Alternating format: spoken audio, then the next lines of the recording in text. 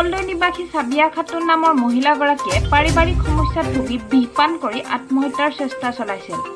পৰিয়ালৰ লোকে মঙ্গলদৈ স্বাস্থ্য কেন্দ্ৰত ভৰ্তি কৰায় যদিও উন্নত চিকিৎসাৰ বাবে ততাতৈয়াকৈ বাইহাটাস্থিত চিগনাছ হস্পিটেলত ভৰ্তি কৰায়। লগে লগে চিগনাছ হস্পিটেলৰ মুৰব্বী ডাক্তৰ ঋষিকেশ হাজৰিকাৰ নেতৃত্বত ৰোগীয়ে পুনৰ প্ৰাণ ঘূৰাই পাবলৈ সক্ষম হয়।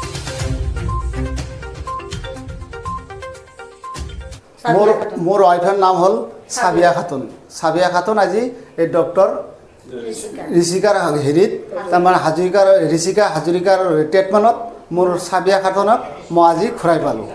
তাৰমানে কিবা অলপ খং অলপ বেছিটো তাৰ খঙত তাৰমানে বিষটো খাই পেলালা, খেতি দিয়া বিষটো খাই পেলালা।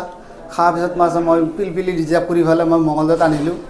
অনাৰ পিছত মানে মঙ্গলদৈত ডক্টৰ নাই বুলি কৈ পেলাই মোক মানে ৰেফাৰ কৰিলোঁ গুৱাহাটী GMC লৈ। মই GMC-লৈ যাওঁ কৰোঁতে মোৰ মানে এটা শুনা পালোঁ, এটা শব্দ পালোঁ যে ইয়াতে চিগনেছ হস্পিটেল এটা আছে, তাতে ভাল চিকিৎসা হয়। সেই ভাল চিকিৎসাৰ কাৰণে মই মানে ইয়াতে সোমাইছিলোঁ। সোমোৱাৰ পাছত মানে মোৰ বেমাৰটো আনি বিষ চিগবিলাক ওলাই আমাক ICUত ভৰাই দিলে। ICUত ভৰাই দিয়াৰ পিছত বাকীখিনি ICUতে কামখিনি কৰি মোক আকৌ তলৰ পৰা নমাই দিলে। নমাই দিয়াৰ পিছত মোৰ বেমাৰখিনি একদম কমপ্লিট চিকিৎসা ভাল হ'ল। এই হস্পিটেলটো মানে বঢ়িয়া আমাৰ কাৰণত। এনেকৈ এটা ভিক্ষা বেমাৰীটো বিষৰ পৰা তাক ঘূৰি অনাটো খুব মানে আমাৰ জানামতে হস্পিটেলটোৰ কাৰণে মানে ধন্যবাদ। বহুত ভাল হস্পিটেলটো। তো গতিকে যদিকাল আমাৰ এনেকুৱা হস্পিটেল থাকিলে আমাৰ মানুহ কাৰণত একদম অত্যন্ত ভাল।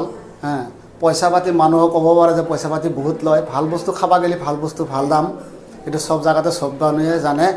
তো গতিকে এই হস্পিটেলটোক আমি ধন্যবাদ জ্ঞাপন কৰিলোঁ। হাজৰিকাৰ এই চিকিৎসাৰ ট্ৰিটমেণ্টত আমি বঢ়িয়া পাইছোঁ। সেইকাৰণে মোৰ কইনাৰ বেমাৰীটো মই ট্ৰিটমেণ্টত মানে কৰাৰ পিছত এই ঋষিকেশ হাজৰিকা মানে আমাক কইনাটো চিকিৎসা কৰাৰ বাবদ আমি আজিকালি ঘূৰাই পালোঁ।